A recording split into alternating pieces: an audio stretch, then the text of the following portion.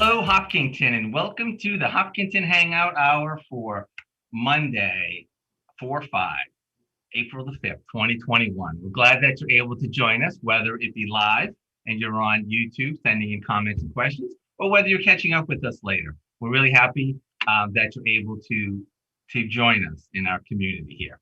And speaking of our community, big part of our community is the schools. That's my transition there. And as we often do, Superintendent Carol Kavanaugh has made time for us in her schedule. And today she's bringing along Karen Zaleski, who actually, Karen, I believe you have a really long title. I'm going to ask you to give your title. Oh, hi. Thanks so much for having me. I'm Karen Zaleski, the Director of Student Services for Hopkinton. It's not longer than that. I thought you had, maybe it's just some other the things that you do that I was thinking about, because you were just recently interviewed for HHS Today. And you talked a Correct. little bit about all the things that you do, which are awesome. Thank you. So I want to thank you both for joining us here today. And perhaps Carol can introduce what we'll be talking about, the 18 to 22 program. Yes, Jim, that's what we're doing today. The 18 to 22 program has some exciting news. They're in the process of building their own business, which is, it's great. And I think that we've been building this program over the last few years. So I wanted to have Dr. Zaleski here with us today so we could talk a little bit about the new things, some of the old things. But I think first she should start talking about what is an 18 to 22 program, because I'm sure a lot of our viewers don't know. Sure, I'd be happy to explain. So the 18 to 22 program, just as it states, 18 to 22, is for young adults in the school district who are 18 years old and through age 22 with disabilities who need to continue to receive support from the school district to work on functional academics, life skills, and things like vocation. So what we're super excited about, what I'm super excited about is let me just take you back in time, if I may. In this program, what we strive to do is to make really solid connections with the community and the greater community with our students. And what we do is try to build and foster relationships with different businesses and with colleges, for instance, to help enhance these young adult skills. And throughout the course of our time in this program, Dr. Kavanaugh, among many other members of the community, have been very, very supportive to us in helping us build a program and expand our program such that we were able to move from the high school where we were previously located into the White House.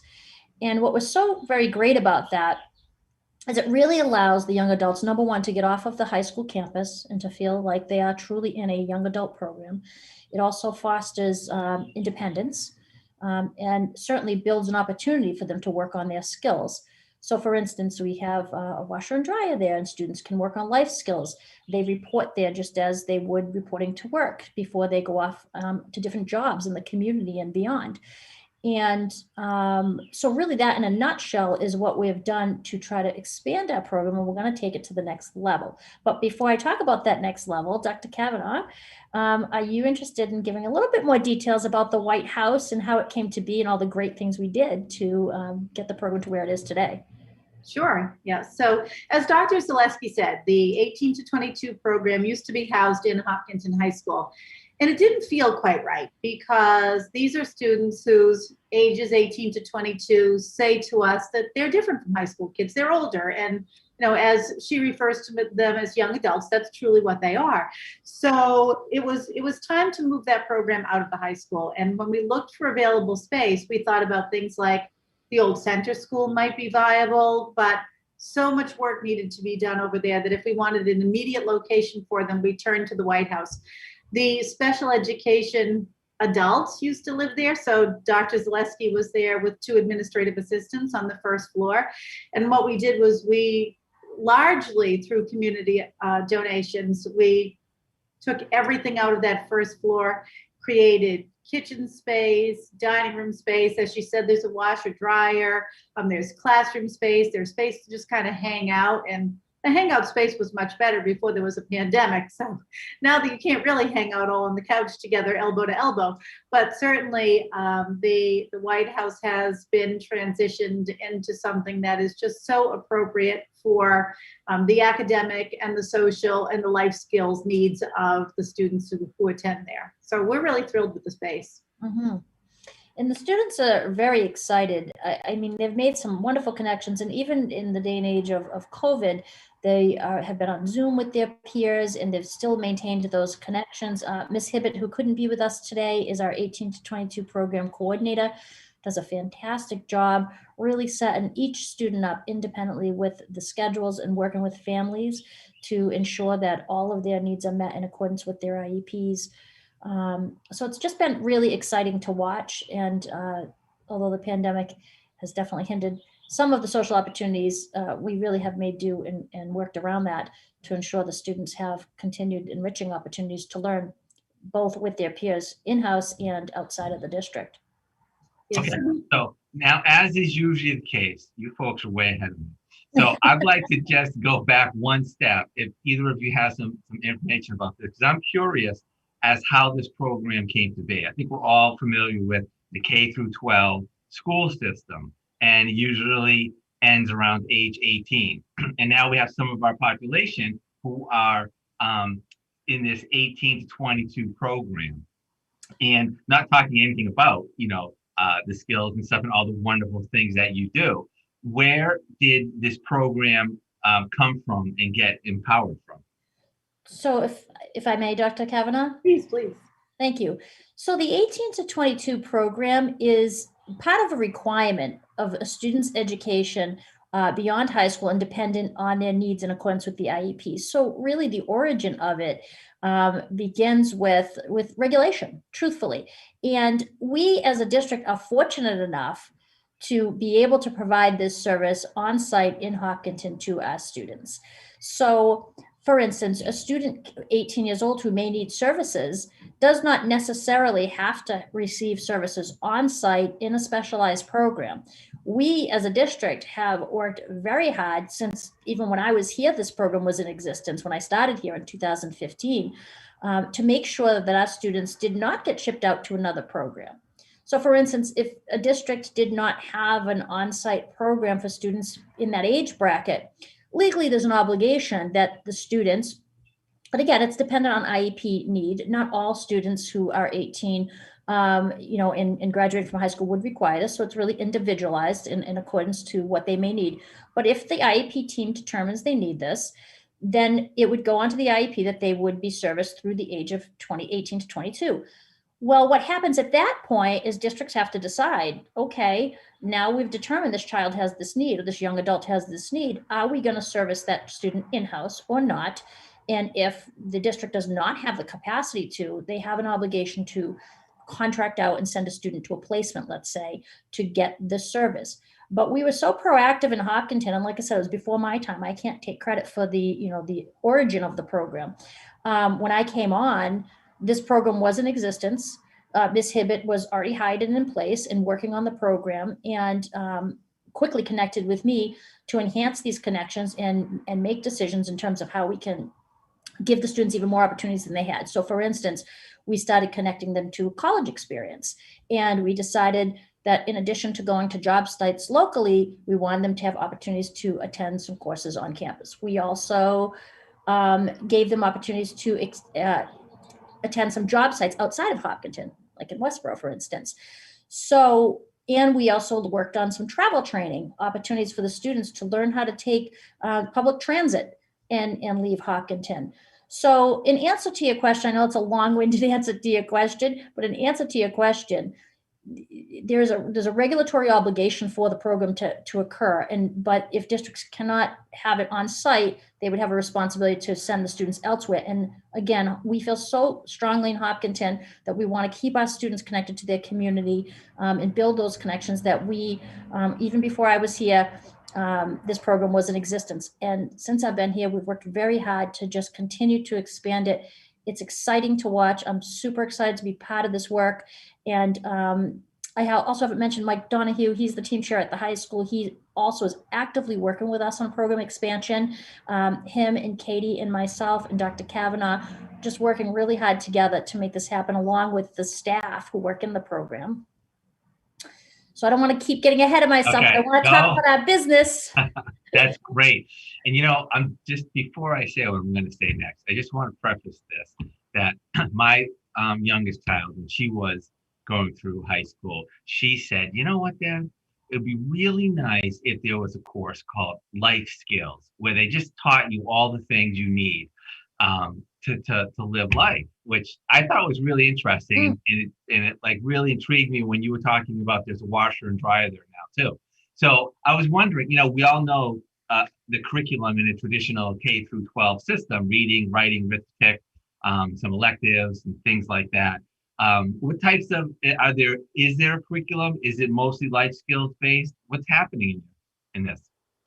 So there definitely is a curriculum. So again, this is all determined by IEP team decision making, but an IEP team may determine as part of and let me give you a little education on the transition planning process. So students ages 14 and up who are on IEPs have to, by law, have a transition plan that is developed in partnership with the team, and the parents give input and different stakeholders give input to that, and stakeholders within the school district. And so it may be determined that life skills is an area that needs to be worked on. And so when that is determined, then the team develops specific goals and objectives. And it might be the life skill of travel training and learning how to take public transit. It might be learning how to live independently and preparing students to live independently. It might be financial literacy, and students may need to work on banking and skills like that to prepare for independent living. So those are some examples of things you may write into an IEP. And then we would develop, and this is what we do, we develop objectives around that. And we say, okay, how are we going to get the students there? And that's when we may say, okay, we want to get the students out to X number of job sites. And during the course of that time, we want them to work on some travel training. So we would issue that student a WRTA bus pass. They'd work with us on specific days to get to the job site, and we would set the schedule up to meet the need. If it was something in-house, let's say they want to work on daily living skills. So our students in our program right now are fantastic about learning to cook, laundering, doing some laundry, going to the grocery store. I know that Ms. Hibbett is fantastic. She takes the kids to Price Chopper here in town, teaches them how to follow a list, budget for it. We have, Price Chopper card that we use, and the students also take inventory on, we're running out of supplies. We might need to go to the store and get these supplies. How much is it going to cost? They'll look at our budget. It's really wonderful. So all of it starts with the IEP, and then the goals, objectives, and the methods, how we're carrying it out, is determined from there. And then, of course, we take data and we write about it in the progress reports as to how they're doing, and we might adjust our practice instructionally in terms of what's working, what's not working. Students also may change their interests. So we've had students on job sites that are like, this is really boring and I don't like this. I don't want to do this anymore. And sometimes we do some counseling education around, well, it's work. We don't always like every aspect of our work, so we have to get through this. But other times we might really determine with the student, this really isn't a good fit. And so we might have to have them, assess and do like a little career inventory with them about what they may want to do differently. And from there, then we would switch their job site if we needed to. So students really, again, I'm just always excited when I talk about this program because they really just have so many opportunities for post-secondary living and in the area of, like I said, vocation and daily living skills and academics as well. So functional academics. So it's pretty exciting. And I will tell you one little thing we've done, because this leads into the business discussion. We, in addition to all the great things we're doing, getting them off site and college campuses and going to jobs, we did start branching them out in preparation for this business development that we're working on. We started like a food service delivery program for them. And we said to them, it's similar to like a DoorDash, and we're trialing it right now in central office. So here in Hopkinton in central office, we said, we're going to have you, we as administrators or whoever's in this office, once a week, every other week. We do it bi-weekly. We're able to let the students know what we may want to, for lunch, and they choose where we could order out from. And we give the orders to the students, and then they have to figure out how much it's going to cost, the tip, and we give them the money, and they have to get the order right. And believe me, I'll speak for myself. I am a very picky eater. So when I order a sandwich from Bill's, it's got a lot of different things on it with specifics. I have to tell you, the kids are great. They're hysterical. They do such a good job. They ask the right questions. They've never got my order wrong. And then we tip them too. We tip the students, and we show them the value of, we appreciate your work, and balance out cost of the sandwich against the tip.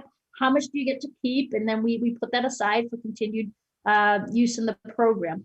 But that's an aspect of our business. And what we're trying to do is, and of course we're waiting, because of the pandemic, but we're hoping over time to branch that aspect of the business out to the larger community, where, for instance, if an organization in town was having a business event or a function and they needed our support in that manner, we would be able to support local businesses and make some connections with our students that way. Oh, very cool.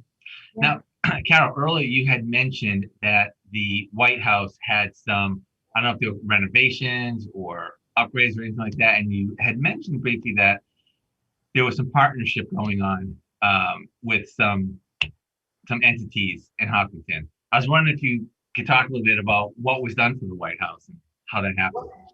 Well, it was really interesting, Jim. I think we kind of put out a request to the community. So if someone had, I don't know, say things like light fixtures or kitchen appliances or those kinds of things. And we had someone donate her entire kitchen. She was doing a kitchen remodel, and we got all of her lower and upper cabinets. Then we had a company that donated granite countertops to us. We had someone donate an oven, a stove, a dishwasher. So all of those pieces really came to us. I mean, aside from the labor that we would have paid our building and grounds guys to do for the installation, all of that stuff kind of came to us, free. It was really wonderful. So the in-kind donations were absolutely great. I mean, we did apply some paint. We, had an electrician come in to wire a couple of overhead light fixtures through some CARES Act money. So you can imagine that if you've driven by the White House, you know that the exterior does not look anywhere as lovely as the interior. So this year, when COVID hit, we had to make sure that you could replenish fresh air from the outside. And because the windows were so old and so, in many cases, just dysfunctional, they just didn't open. So we did get all new windows in the White House as well. There's lovely shears and window treatments, and it just looks beautiful in there. It really does. So we are grateful to the community. That was an amazing response. I don't think we ever expected that. So Tim Person, the director of Building and Grounds, and I remember standing in someone's kitchen. She said, "You can have all of these," and we thought we had died and gone to heaven. They look so beautiful. So yeah, it's lovely in there. That's awesome.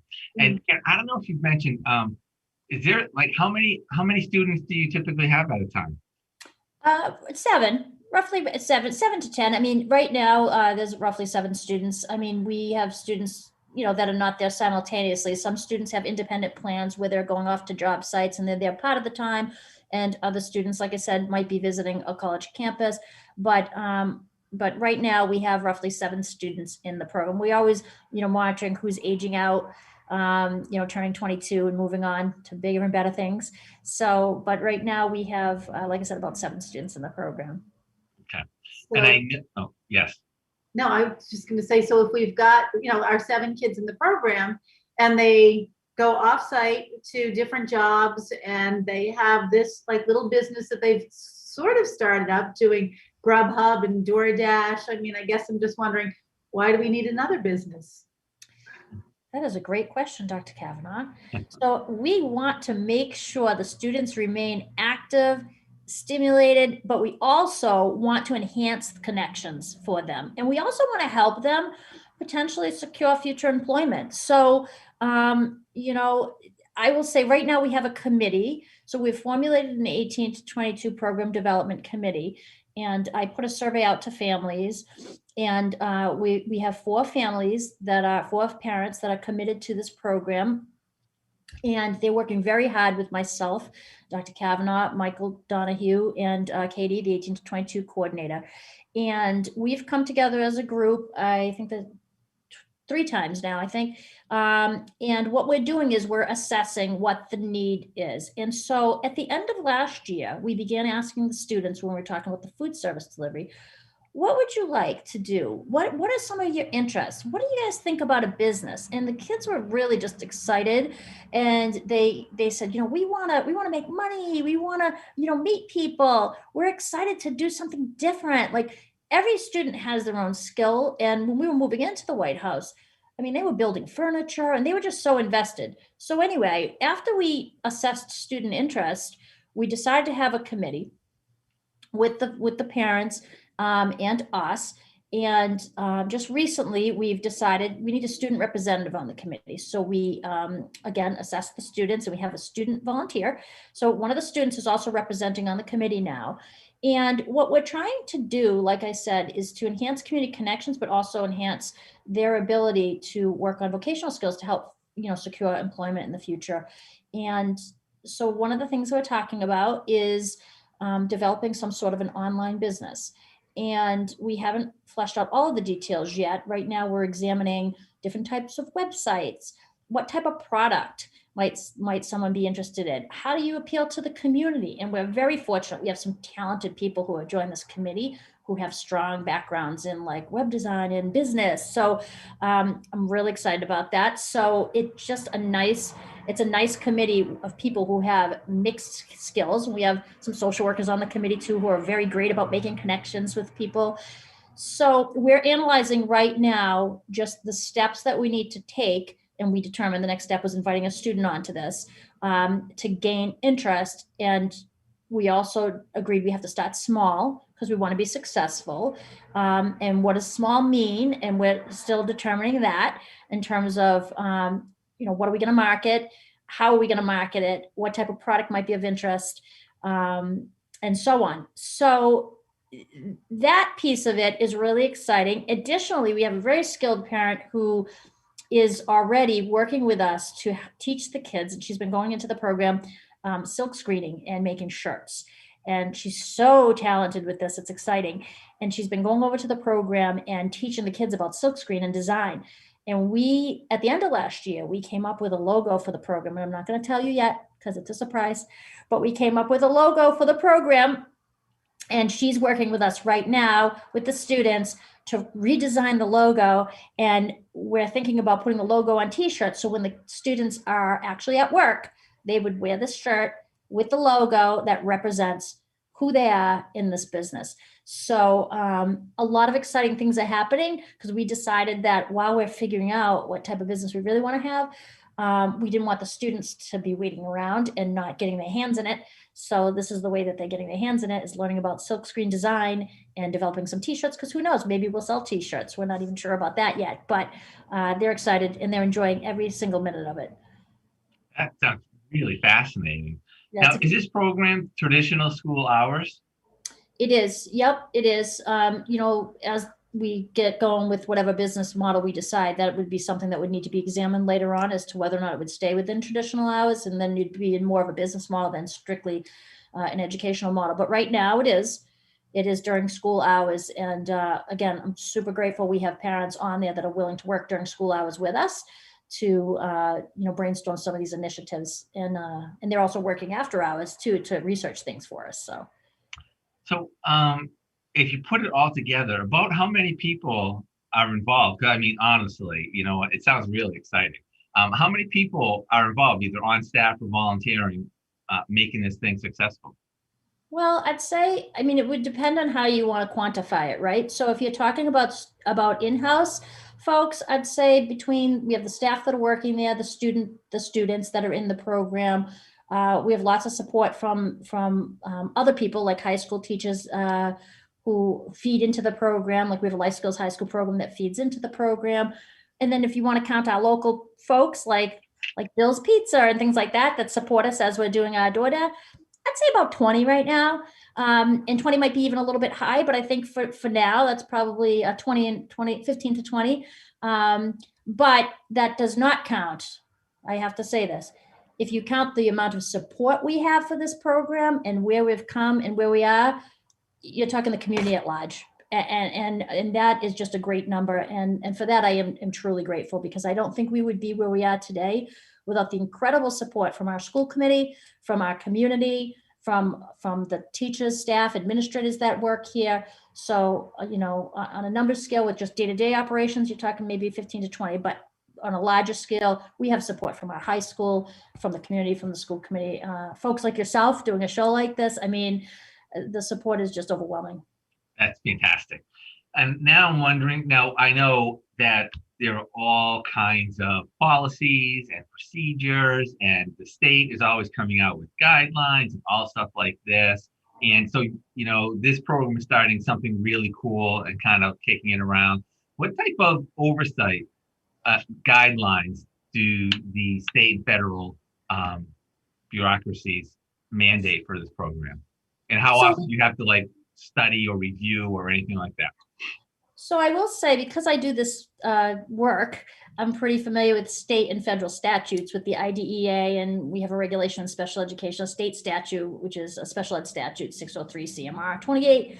But apart from state and federal statutes, what we have done, and I don't want to end this meeting without mentioning, worked very closely with our business manager and our legal counsel to make sure that as we're getting on this adventure, if you will, that we are within our bounds to do so. So for instance, what do you do when you collect monies from a program like this? Where does it go? And we've talked about, the student activities account. And so I've sought guidance with Dr. Kavanaugh's support from both our business manager, Susan Rothermick, who has such a great knowledge of business and operations. So she's been instrumental in making sure that, yes, we can do this. No, we can't do that. And then our legal counsel also has given us recent guidance when I said, I know state and federal statute, but are we within our bounds to do this?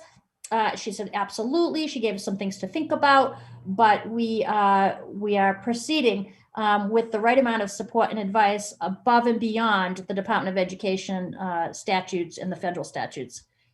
Great. We've got just about a minute left. So if either one of you have anything that is coming up that you're hoping to see for the future that I haven't had a chance to ask about, anything else? I just want to say thanks so much for this opportunity. I don't come to HCAM often to be able to speak about the programs, but I'm really excited that I was invited today. And I'm just really looking forward to working with this committee and to continuing to seek input as we get going with this, because the people that are working on our committee have great community connections with parents and stakeholders. So thank you. Of course. Carol? Yes, no, and I will also express gratitude to all of the parents who are involved, all of the, the administrators, the teachers, and especially the students who are in the program. I mean, if you spend a little bit of time with them, you start to see sort of their unbridled passion for all the things that they do. Some of them are playing unified sports. I mean, they're working on, building this business. We've got, as Dr. Zaleski said, one of the students is now a member of that sort of planning board. And, they are coming and going to vocational sites. They're off to college settings. They're hanging out in their White House and doing their own work there as well. So it is a program that is, and I have to thank Dr. Zaleski, because this program it's more than a location. It's more than 7 kids. It's more than a teacher. It is something that has been fostered by our community, and every day it gets bigger and stronger and more exciting to watch. So I am very grateful. It's nice. Fantastic. Thank you both. Hopkinton's a great place, and this is a really great example of very cool things happening. And Dr. Zaleski, I hope to welcome you back when you decide what the business is going to be, and we can talk more about that in detail too. So thank you. All right, we will stay tuned. Thank you both for the work that you do for our community, and I look forward to talking with you soon. Thank you. Thanks, Jim. All right. Bye-bye. Thank you for joining this episode of the Hangout Hour. I hope that we'll see you again next time that we have one, Wednesday night. Hope have a great rest of the day, everybody. Bye-bye. Yeah, bye-bye.